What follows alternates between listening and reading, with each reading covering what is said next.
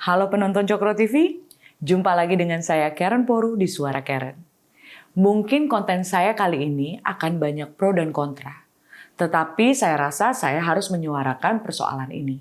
Konsep banyak anak banyak rejeki itu adalah pemahaman kuno pada era bercocok tanam.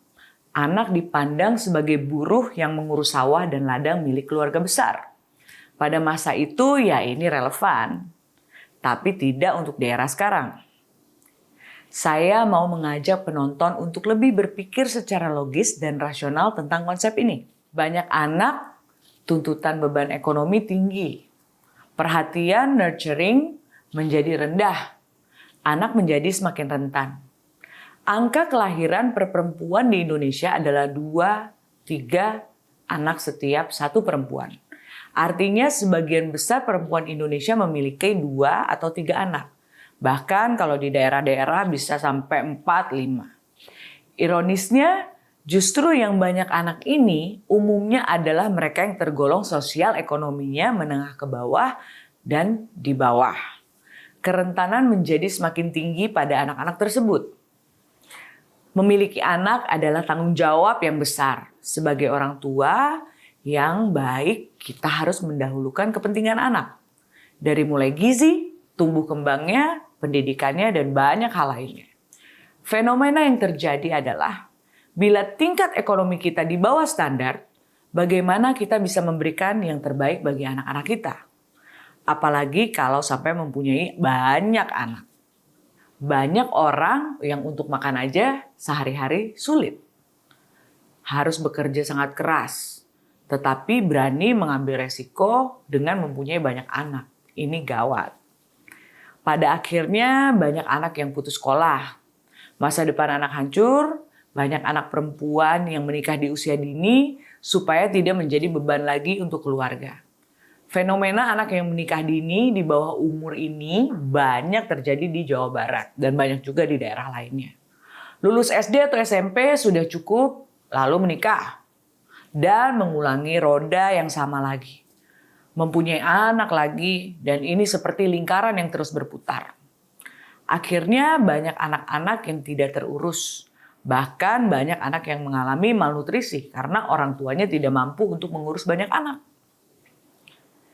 Bila anak tidak mendapatkan pendidikan yang layak, bagaimana anak-anak ini bisa menjadi generasi yang hebat? Menurut saya, orang tua yang seperti ini adalah orang tua yang tidak bertanggung jawab. Apakah penonton ingat tentang manusia silver?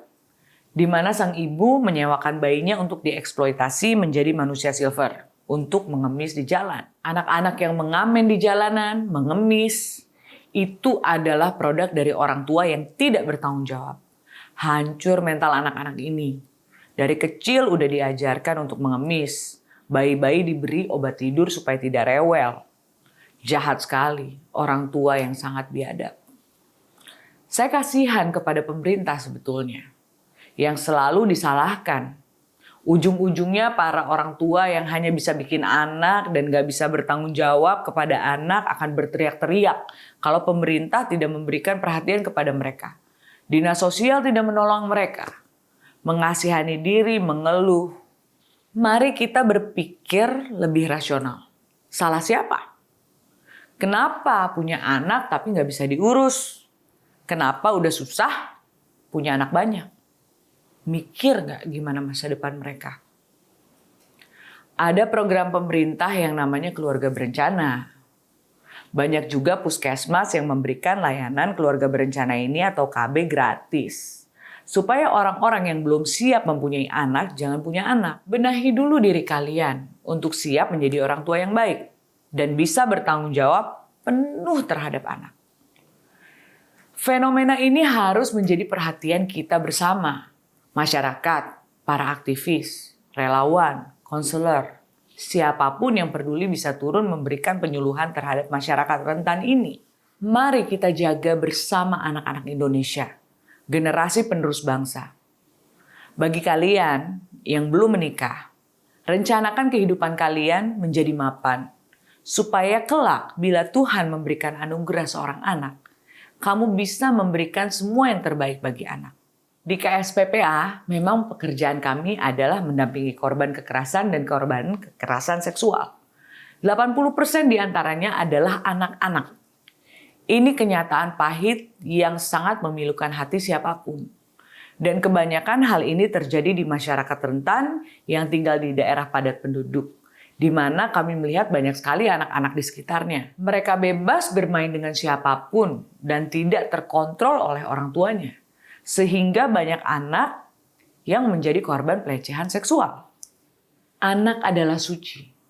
Mereka tidak minta untuk dilahirkan. Mereka punya hak untuk bertumbuh dan memiliki masa depan yang baik. Bijaksanalah dan jadilah manusia yang rasional. Sampai jumpa di Suara Karen berikutnya. Stop violence, speak up.